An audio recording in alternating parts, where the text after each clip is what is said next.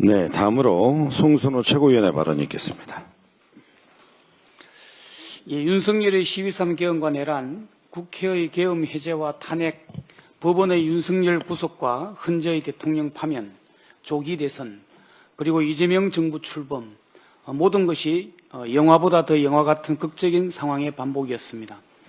국민과 국회의원들의 목숨을 건 저항과 군경의 소극적 대응과 양심이 있어 계엄을 해제할 수 있었습니다.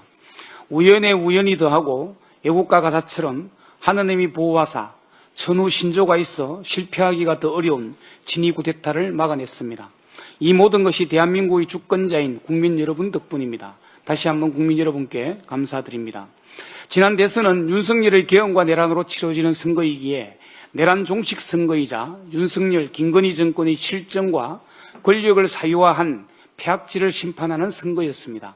결국 진짜 대한민국을 열어갈 이재명 후보가 대통령에 당선되었습니다. 이는 내란을 종식하고 무너진 민주주의와 무너진 민생과 경제를 살리라는 준엄한 국민의 명령입니다. 이재명 정부는 국민이 명령한 내란 종식과 민주주의 회복과 무너진 민생과 경제를 반드시 살려야 합니다. 그래야 나라가 안정되고 국민이 행복해집니다. 그래야 이재명 정부가 성공할 수 있습니다. 우리 민주당은 성공한 이재명 정부가 되도록 모든 노력을 다하도록 하겠습니다. 진짜 대한민국을 만들기 위한 이재명 정부의 1호 법안인 내란특검법, 김건희 특검법, 최혜병 특검법 등 3개 특검법이 어제 10일 국무회의에서 의결됐습니다. 이는 내란 심판과 헌정질서 회복을 열망하는 국민의 뜻과 명령을 받들기 위한 결정입니다. 윤석열의 12.3 계엄 사태 관련 전반을 수사하게 될 내란 특검, 도이치모터스 주가 조작, 명품백 수수, 불법 선거 개입 의혹 등을 다룰 김건희 특검, 그리고 해병대 최상병 순직 사건 수사 외환 및 은폐 의혹을 규명할 순직 해병 특검이 드디어 출범하게 됩니다. 얼마나 기다리고 고대했던 특검입니까? 3대 특검이 출범하게 된 것을 국민과 함께 진심으로 환영합니다.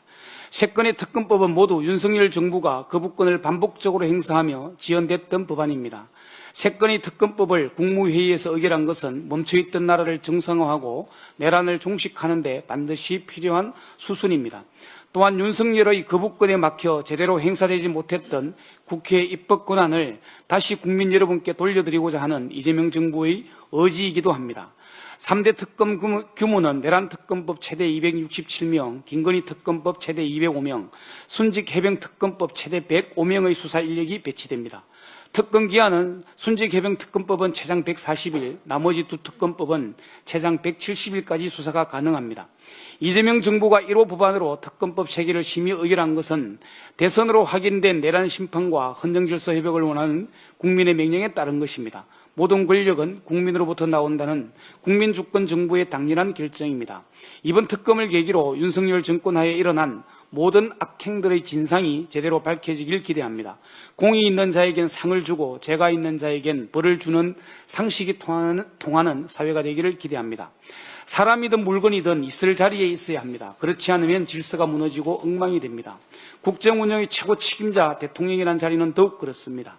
자질과 능력도 갖추지 못한 자가 대통령의 자리에 있는 3년 동안 대한민국의 모든 것이 무너진 것을 우리는 똑똑히 경험했습니다. 있을 자리에 있지 않았던 내란 우두머리 윤석열과 그의 내조자 김건희는 과연 어떤 벌을 받을지 궁금해지는 날입니다. 신상필벌은 사필 규정입니다. 이상입니다.